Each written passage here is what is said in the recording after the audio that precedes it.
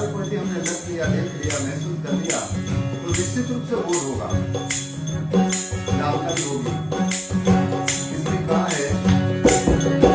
अरे माँ खुराज की सेन समझ कर लावे, समझ कर धावे, भाई हुनर संत सुजान जीव जुलतावे,